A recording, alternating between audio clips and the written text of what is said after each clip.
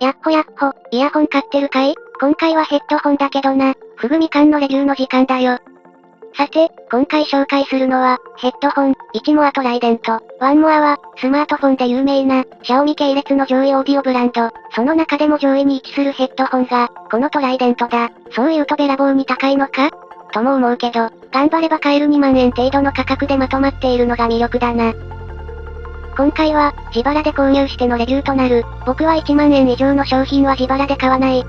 ようにしないと破産すると思ってるので、自腹で買わないんだけど、今回は、代理店が切り替わる関係で一気に値段が下がった放出品を運よくつかめたので、レビューしてみるぞ。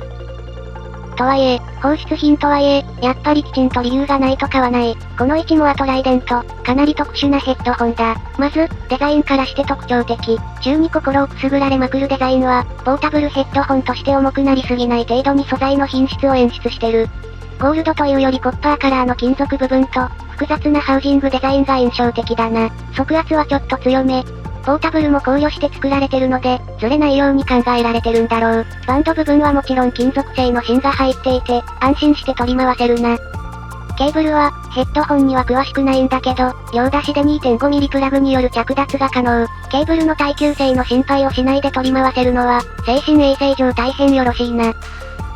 さて、この特徴的なハウジング部分にはきちんと理由がある。ワンモアトライデントは密閉型のヘッドホンなので、真っ黒なハウジングが一番実用上耐久性は高そうなんだけど、なんでこんな窓がついているかというと、このヘッドホンがギミックを売り出してるヘッドホンだからだ。透明な窓から見える、ダイナミックドライバーに見えるものは、パッシブラジエーターと呼ばれる、内部の音を吸収して反射することで、特に低音域に深みを持たせるもの。簡単に言っちゃうと、動力源のないドライバーの振動板がそのまま収まってるような代物だな。結構イヤホンでもこの機構を積んでいるものが多いが、ある程度以上音量が大きくならないと、意図した動作をしないものも多い。ヘッドホンの場合、よりスケールがでかいので、結構小さめの音量でも効果を確認することができる。ただ、僕は基本的にすごく小さな音量で聞いてることが多いので、その状態と音量を上げた状態で、この部分にムラがあるのは感じたかも。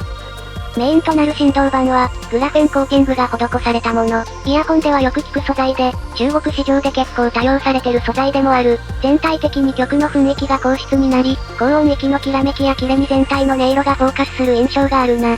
これだけだと、低音側がさっぱりしすぎる、と判断してのパッシブラジエーター搭載だと思う。さらに、もう1台のドライバーが搭載されてる。詳細なスペックは確認できなかったんだが、ピエゾツイーターがプラスされてるんだ。つまり、このトライデント、高音向きのドライバーに、高音を補強するピエゾツイーターを追加し、高音寄りすぎるからパッシブラジエーターもおまけしちゃえ、という、かなり普通のヘッドホンとは違う設計の1台なんだよな。というわけでいても立ってもいられなかった。現在は Amazon で2万円を切るくらいの価格で流通してるんだが、2万円の価値はあるのか？まず、見た目に惚れたならあり、音質についてはちょっと癖があるけど、高音質であることには間違いない。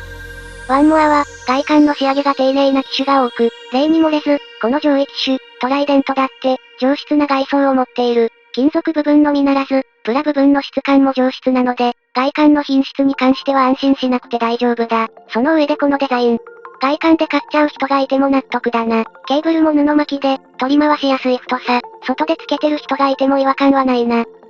それから、遮音性については平均的。密閉型ヘッドホンの、ある程度外部の音を遮断できる仕上がりだ。このチャンネル的には、イヤホンを満足に稼働できる再生環境があれば、存分に鳴らせるのも魅力的。必要出力はそう高くないように感じたぞ。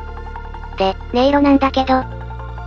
結構不思議な音。高音域がかなりきらめくのは、もっと小さなドライバーを使ってるイヤホンみたいな印象なんだけど、ヘッドホンらしくしっかりとまとまってる感じはするんだよな。小音量で聞くことが多いので、さっき言ったパッシブラジエーターの仕事が小さいのもあるのかもしれないんだけど、あんまりヘッドホンのスケール感を感じず、より細かいところに神経を割いてる、カーボン系ドライバーのイヤホンみたいな音がする。ただ、パッシブラジエーターは、普段僕が聞いている最低足す1、2程度の音量じゃなくて、3割4割ボリュームを上げてやると、音量の上昇以上に低音域が重くなっていく。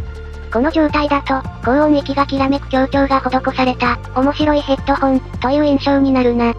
音の切り分けがしやすく、空間が澄んだ、感触傾向で全体がまとまっていて、ピエゾツイーターらしい、超高音域の高質さも表現できてる。なかなか見かけない音色で、きちんとまとまってるのは高得点だ。パッケージの総合とか、外装のこだわりようから、2万円の価格には納得なんだけど、この通り、結構個性のあるヘッドホンなので、もしかすると、想像とは違う音に感じる。ってこともあるかも。でも、他とは高音域の表現など、独特な部分もあるので、気になったら、安くなってたら掴んでみてもいいかもしれないな。